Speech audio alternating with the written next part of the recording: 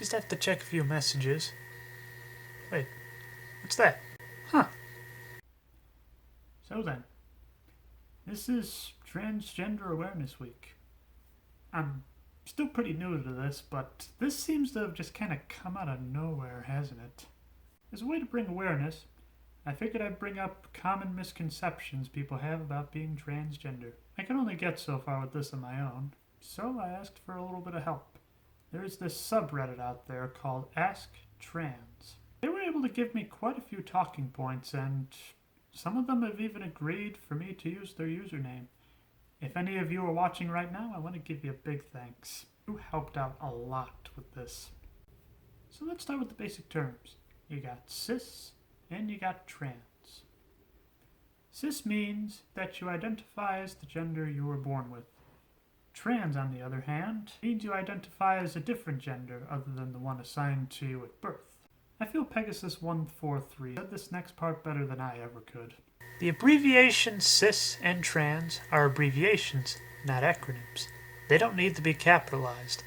I know for a little while I thought cis was short for comfortable in skin, but I have no idea what people would think trans would be short for. And trans is short for transgender, not transition. Being trans doesn't mean a person is going to do every possible hormone treatment, surgery, etc. They're only going to do things that will help them. Next one is gender identity and sexuality. Kind of a fun story behind this one. So when I was seeing a doctor about possible hormone replacement therapy, she asked me what my sexuality was. This is a term I had not heard before this ordeal, and I was just kind of like, what does that mean? So I figure I'll define it here just in case. So sexuality is what you like. I like women, so I am a lesbian. That is my sexuality. It leads very well into the next talking point. There's sexuality and there's gender identity. While these two things can be connected, for example, I want to be a woman, but I also like women, so there's a connection there, but they are not the same thing. One big thing that was repeated to me several times was the difference between being transgender and transitioning. When it comes to being transgender, this is the way you are born. You're either born cis, you're born trans. There's no choice there. The choice lies in the transition. How far you want to go with it. Maybe you don't want to go very far at all, but you just accept the fact that you're trans, for instance. They may do something simple like wearing their hair a different way, wearing gender-reaffirming clothes, or something a bit more complex and irreversible, such as hormones or surgery. It's all up to the transgender individual, and each is just as valid as the last. The transitioning in general comes into two categories, I've found. You have social transitioning and you have physical transitioning.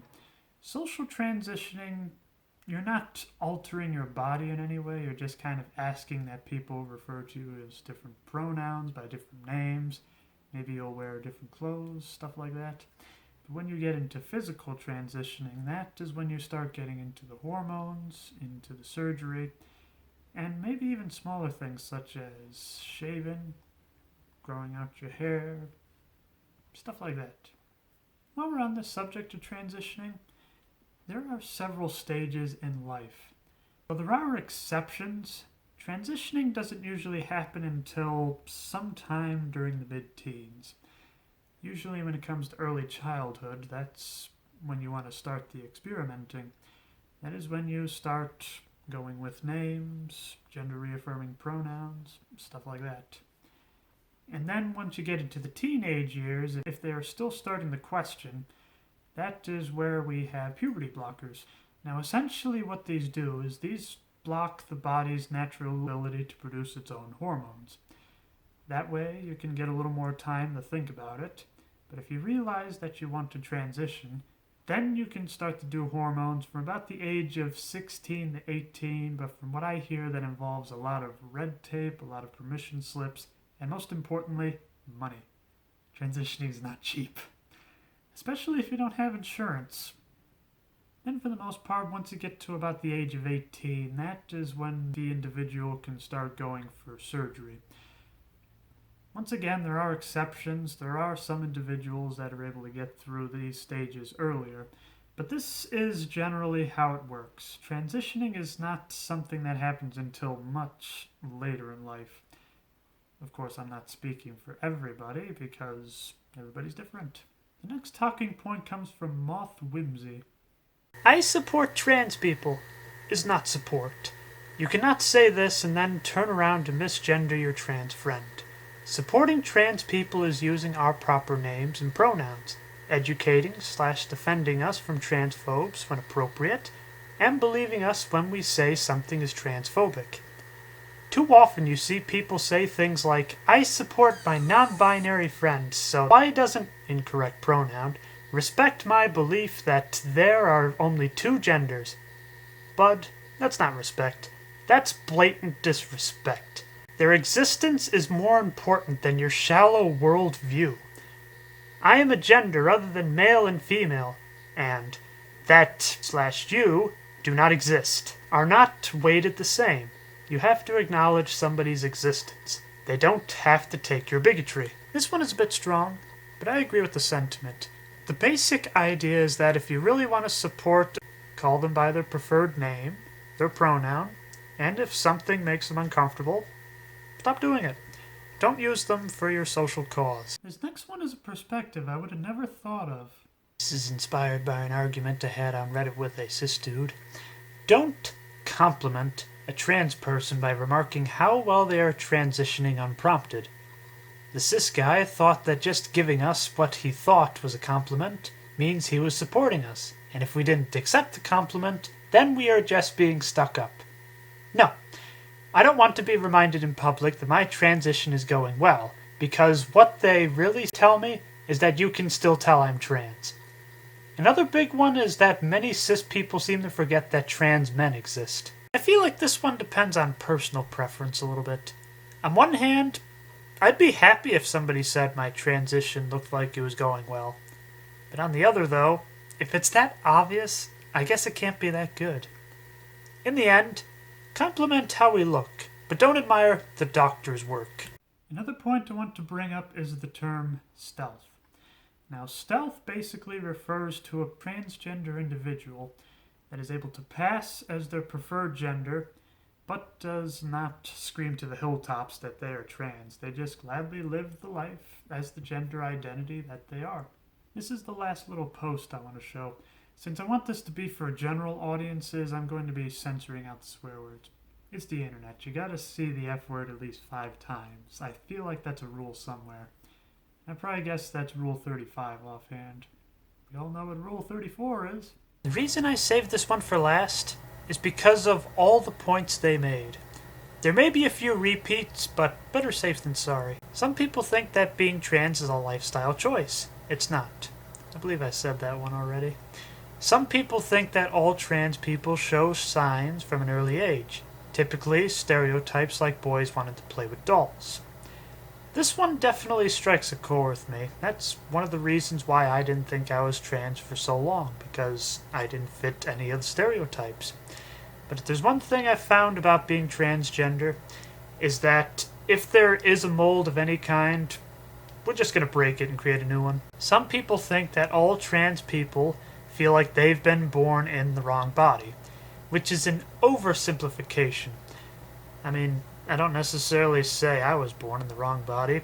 I just enjoy being a woman more. That's just about it. Maybe that's true for some, but definitely not for all. Very important to say that. For me, I don't have any issue with my body until puberty hit. Then the dysphoria affected my mental health and self-worth. Same with me on a minor level, but I didn't really realize that until many years later. Some people don't always know trans men exist. I think I said that before, but it's still a very good point. Some people still equate being transgender with cross-dressing. Ugh. Yeah, those are two totally different things. Hopefully this isn't too much of a tangent. So the biggest difference between being transgender and cross-dressing is that when it comes to cross-dressing, the person doing the dressing is perfectly fine with the gender they are as. They just want to wear the other gender's clothes and have no desire or need to transition. being transgender, obviously. They don't like the gender that they are, and they want to transition. This is the one where the swear word is in. That's why it's red. Some people have no clue what HRT does or what the consequences are, and will often spout nonsense because they don't know what it affects. Kind of another tangent here. There was another post earlier. I'll keep the person anonymous since they didn't specify they wanted the username to be said. It seems like whenever they have any little ailment, there's always a relative or somebody that says, "Oh yeah, it's got to be the hormones." No, I'm pretty sure it's because I fell down the stairs and broke my foot. Most people are generally clueless when it comes to what gender identity, gender expression, and gender in general actually is. In all honesty, I'm one of these people. I'm only really starting to figure out what any of this stuff means. Some people still think that dating trans people is being gay.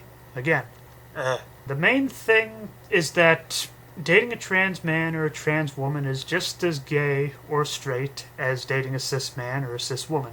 Oh, and there's one last one here. Oh, and a personal pet peeve of mine. The fact that they think a trans person becomes a woman or becomes a man, while they've been their gender identity their whole life. Now that is definitely something I have to wrap my head around. Maybe that's kind of a personal preference a little bit, but for me, I always see it as becoming a woman. Maybe it's because I don't have that intense of a dysphoria, but I just see myself as used to being a man, and now I'm not anymore. Now on to the biggest thing. This by no means is an exhausted list. Much like how no two people are alike, no two transgender individuals are alike. We all have different desires, different wants. We all experience dysphoria in different ways. We all have different goals, different desires, different needs. There's so many differences out there that it's hard to just clump everybody into just one giant group.